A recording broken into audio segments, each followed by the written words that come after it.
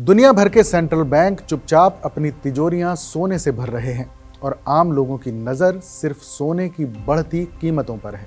क्या ये सिर्फ बाजार की चाल है या आने वाले बड़े वैश्विक तूफान का संकेत? नमस्कार, आदाब। मैं हूं फरीद अली और आप देख रहे हैं क्लियर कट। आज का सवाल साफ है लेकिन जवाब बिल्कुल क्लियर कट नजर नहीं आता। जी हाँ, दुनिया में किसकी तिजोरी में सबसे ज्यादा सोना बंद है? रूस यूक्रेन युद्ध, वेस्ट एशिया में तनाव और वैश्विक मंदी के डर के बीच कुछ देश चुपचाप हजारों टन सोना बटोर रहे हैं। क्या ये सिर्फ निवेश है या आने वाले बड़े टकराव की तैयारी? और इस रेस में भारत कहां खड़ा है, आगे पीछे या किनारे?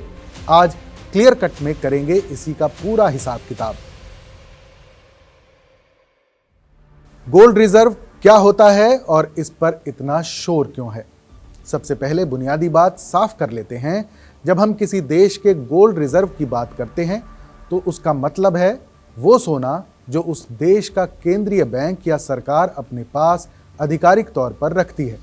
ये सोना ना तो ज्वेलरी शोरूम के लिए होता है, ना मंदिरों के लिए, बल्कि सीधे सीधे आर्थिक सुरक्षा, मुद्रा पर भरोसा और संकट के समय ताकत दिखाने के लिए होता है। अमेरिका के पूर्व फेड चेयरमैन एलन ग्रीनस्पैन ने एक बार लिखा था कि gold still represents the ultimate form of payment, यानी सारे कागजी नोटों, डिजिटल करेंसी और बॉन्ड्स के शोर के बीच आखिर में भरोसा फिर इसी पीली धातु पर आकर टिकता है, यानी सोने पर। वर्ल्ड गोल्ड काउंसिल के ताज़ा आंकड़ों के मुताबिक दुनिया का सोने का बादशाह आज भी अमेरिका ही है। उसके पास करीब 8,100 टन से ज़्यादा आधिकारिक गोल्ड रिजर्व्स माने जाते हैं, जिनमें से ज़्यादातर फोर्ट नॉक्स जैसी हाई सिक्योरिटी तिजोरियों में बंद हैं। दूसरे नंबर पर आता है जर्मनी, करीब 3,300 टन के करीब सोने के साथ। इसके बाद इटली और फ्रांस हैं, जिनके पास लगभग 2,400 से 2,500 टन के बीच सोना है। रूस और चीन पिछले एक दशक में सबसे आक्रामक खरीदार बनकर उभरे हैं। दोनों देशों के पास अब 2,300 टन के आसपास सोना जमा हो चुका है।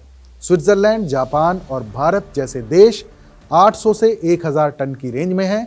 भारत के पास भारतीय रिजर्व बैंक के आंकड़ों के हिसाब से लगभग 800 से 900 टन के बीच आधिकारिक सोना है, जिससे भारत टॉप 10 देशों की लिस्ट में आता है।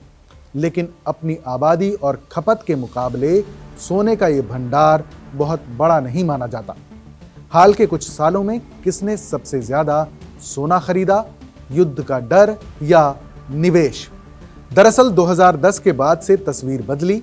वर्ल्ड गोल्ड काउंसिल के मुताबिक 2022 और 2023 दोनों सालों में दुनिया के सेंट्रल बैंकों ने 1,000 टन से ज्यादा सोना खरीदा। ये सोने की खरीद का रिकॉर्ड स्तर है। रूस ने पश्चिमी प्रतिबंधों के बाद डॉलर पर निर्भरता कम करने के लिए सोने की खरीद तेज की। कई रिसर्च रिपोर्ट में रूसी रणनीति को डी डॉलराइजेशन वाया गोल्ड कहा गया, यानी डॉलर से निकलकर सोने की तरफ भागना। चीन के पीपल्स बैंक ऑफ चाइना ने भी लगातार महीनों तक अपने रिजर्व में सोना बढ़ाने की जानकारी सार्वजनिक की। कई विश्लेषकों का मानना है कि चीन यूएस ट्रेजरी बॉन्ड से धीरे धीरे दूरी बनाकर सोना और दूसरे कई कमोडिटी बैक्ड एसेट्स की तरफ जा रहा है। तुर्की, कजाकिस्तान, कतर, पोलैंड और कुछ पूर्व सोवियत देश भी बड़े खरीदारों में रहे, जो अक्सर भू राजनीतिक अस्थिरता और मुद्रा संकट से बचाव के लिए सोने पर भरोसा कर रहे हैं। हंगरी के सेंट्रल बैंक गवर्नर गियोर्गी मैतोल्स्की ने कुछ साल पहले साफ कहा था कि gold is not just for profits, it is for national strategy, यानी अब सोना सिर्फ रिटर्न नहीं बल्कि राष्ट्रीय सुरक्षा की रणनीति का हिस्सा बन चुका है। सोने की कीमत में इतनी तेज आग क्यों लगी है? आज अंतर्राष्ट्रीय बाजार में सोना ऐतिहासिक ऊंचाइयों पर ट्रेड कर रहा है। इसके पीछे कई वजहें एक साथ काम कर रही हैं। पहली वजह युद्ध और भू राजनीतिक तनाव, रूस यूक्रेन, वेस्ट एशिया में टकराव, ताइवान पर बढ़ता तनाव। इन सब के बीच निवेशक सेफ हेवन की तलाश में भागते हैं और वो सेफ हेवन है सोना। दूसरी वजह मुद्रास्फीति और मंदी का डर। जब डॉलर, यूरो या उभरती अर्थव्यवस्थाओं की मुद्राएं दबाव में आती हैं तो लोग कागजी एसेट्स छोड़कर फिजिकल गोल्ड या गोल्ड बैक्ड इंस्ट्रूमेंट्स में जाते हैं। हेज फंड मैनेजर री डेलिया ने कई इंटरव्यू में कहा है कि if you don't own gold you know neither history nor economics, यानी इतिहास और अर्थशास्त्र समझने वाला इंसान गोल्ड को पूरी तरह नजरअंदाज नहीं कर सकता। तीसरी वजह खुद सेंट्रल बैंकों की खरीदी। जब दुनिया के बड़े बड़े केंद्रीय बैंक सालाना 1000 टन से ज्यादा सोना बाजार से उठा लेते हैं तो सप्लाई टाइट होती है और कीमतें ऊपर जाती हैं। भारत का सोना सबसे ज्यादा प्यार, लेकिन क्या तैयारी? भारत दुनिया के सबसे बड़े सोना उपभोक्ता देशों में से एक है। शादियां, त्योहार, धार्मिक मान्यताएं सब मिलाकर भारत में सोना सिर्फ इन्वेस्टमेंट नहीं, एक सांस्कृतिक भावना भी है। लेकिन आधिकारिक स्तर पर तस्वीर अलग है। आरबीआई के पास जो लगभग 800 से 900 टन सोना है वो हमारे कुल विदेशी मुद्रा भंडार का सिर्फ एक हिस्सा है। पिछले 1-2 सालों में आरबीआई ने धीरे धीरे सोने की खरीद बढ़ाई है, लेकिन अभी भी भारत की रणनीति बहुत आक्रामक नहीं लगती। भारत की दिक्कत यह है कि हम सोने के बड़े आयातक हैं, उत्पादक नहीं।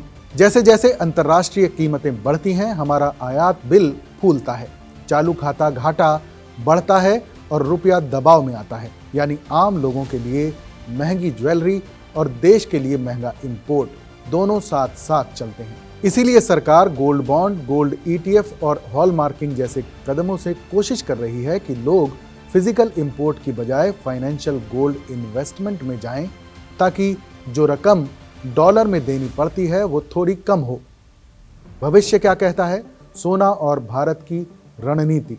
कई ग्लोबल रिपोर्ट्स मानती हैं कि अगर भू राजनीतिक तनाव ऐसे ही चलते रहे और डी डॉलराइजेशन की प्रक्रिया तेज हुई तो सेंट्रल बैंक सोने की खरीदी कम नहीं करेंगे।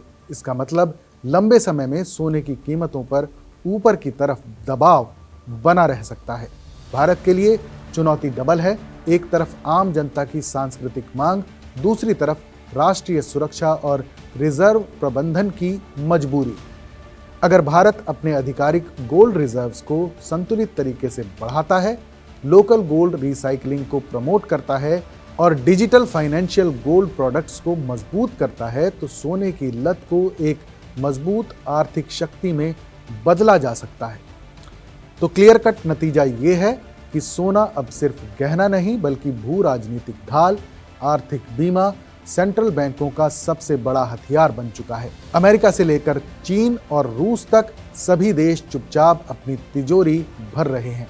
भारत के पास सोने से प्यार तो बहुत है, लेकिन आधिकारिक तैयारी अभी ज्यादा तेज नहीं दिखती।